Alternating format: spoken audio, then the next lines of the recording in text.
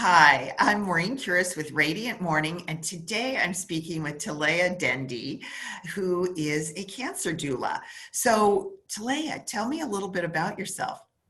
Hi, Maureen. Thanks for having me. My name is Talaya Dendy, and I am a 9-year cancer survivor and a cancer doula. The name of my business is called On the Other Side. I love that. I love that. So, Talaya, tell me a little bit, what is a cancer doula? Okay, well, I will start off by explaining that a doula is someone who provides personalized support to people who have suffered major life changes and significant health related experiences. So, if you think about it, cancer fits into both of those categories. And the type of support that I provide addresses emotional, navigational, educational, and the practical needs of people who have been impacted by cancer. Well, that's so important. I was an oncology nurse for many, many years. And let's face it, the medical system is overwhelming for people in general. But, then you throw the emotions of cancer into it. You being a cancer survivor, I can't imagine how you must have felt when you heard the words that you have cancer. I know It how I felt when my dad called me and said he had cancer. I felt like I was punched in the gut. So, yes, it felt like it wasn't real, and like time just really stood still for a moment as I tried to process what I had just heard. yeah. Because I had never been sick before other than the flu. So it was very shocking. So many people don't even know they're sick with cancer. And so that's really shocking when you feel well. And I don't know if that was your case, but when you feel well, you go for a regular checkup and you find out that you have cancer. Yeah. Um, so why did you decide to become a cancer doula? Well, I decided to become a cancer doula because even though I had the support of my family, even though I had a great oncologist and we had a great relationship, there was still something missing. And that was really getting that emotional support.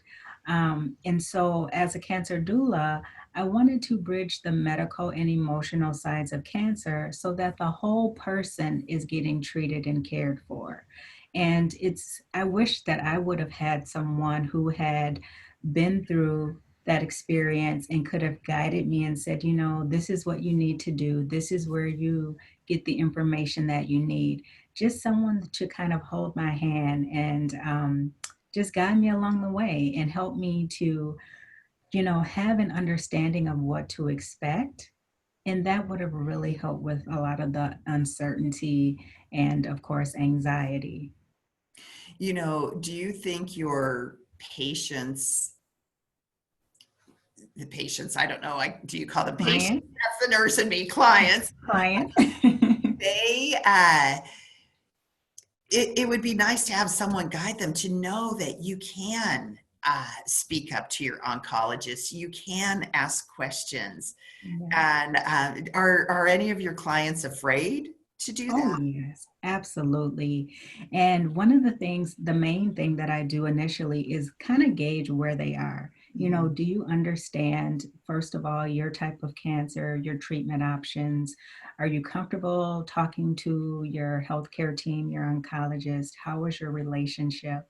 Some people do feel like they don't and they shouldn't say anything because they're like, well, I'm not the medical provider, but you're the expert on you.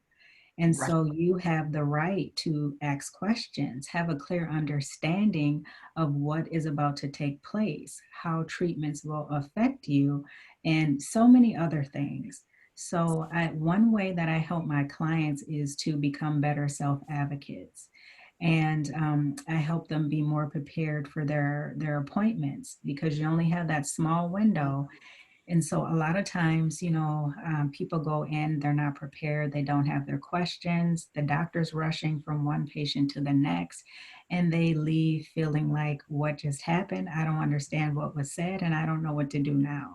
So, Right. I think our medical system, I love I love medicine. I love, everything, but we have, with the shortened appointments and people have to go in with those questions. I used to tell all of my patients, um, get your questions and write them down because when you're in there, you forget.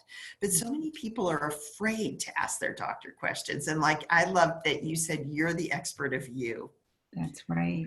And so most of these oncologists have not actually walked the journey of cancer themselves. They've walked alongside their patients, but most of them have not had cancer themselves. Like I can say I've walked with patients in the cancer journey, but I've never had cancer myself. So you are just such an expert on that since you've already walked this journey. So you've told a little bit about how someone can benefit from your services, but is there anything else that, like any other benefits of having a cancer doula that you haven't mentioned so far? Absolutely. Basically, I look at myself as kind of a one-stop shop. I help people with nutrition. If they're having horrible side effects, I help them with that. I give them the resources that they need based on what kind of questions they have. I focus on what matters to them.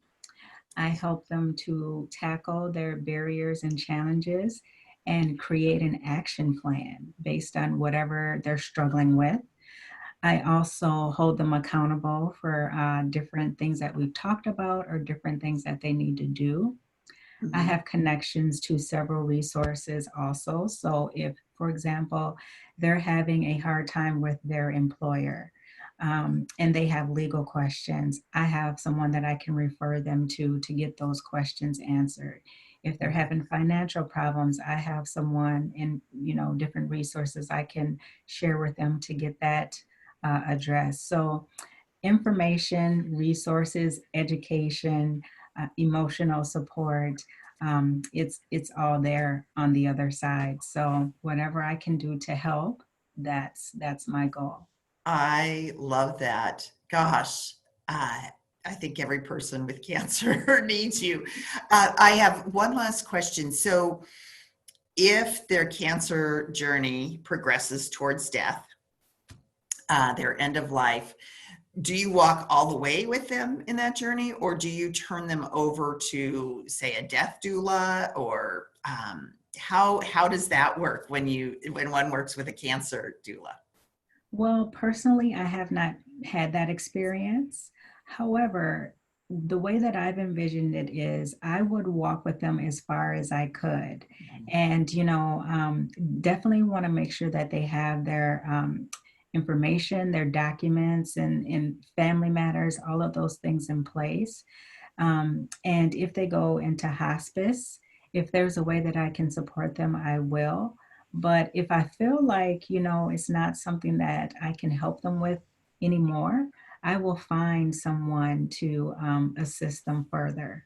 So it really depends on the situation, and I haven't had that experience yet. So.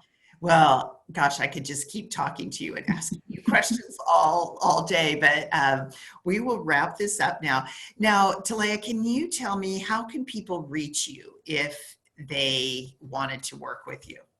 Absolutely. So they can go to my website, www.ontheotherside.life, and they have an option there to schedule a free 45-minute discovery call. And then also they can find me on Facebook, and they can look up On the Other Side Cancer Doula. And then also, I have a Facebook group, Navigating Cancer Together. And I'm trying to grow that group and get more people in. And it's just informational, their support. And the group consists of current cancer patients, survivors, and even caregivers. Oh, that's wonderful. Wow, you just cover everything. So, thank you so much for joining me today and for sharing your breadth of knowledge with us. And what a gift you must be to your clients. Thank So, you. thank you so much. So, Maureen Curis with Radiant Morning, thanks for joining me and Talaya as we discuss cancer doulas. Bye bye. Bye bye.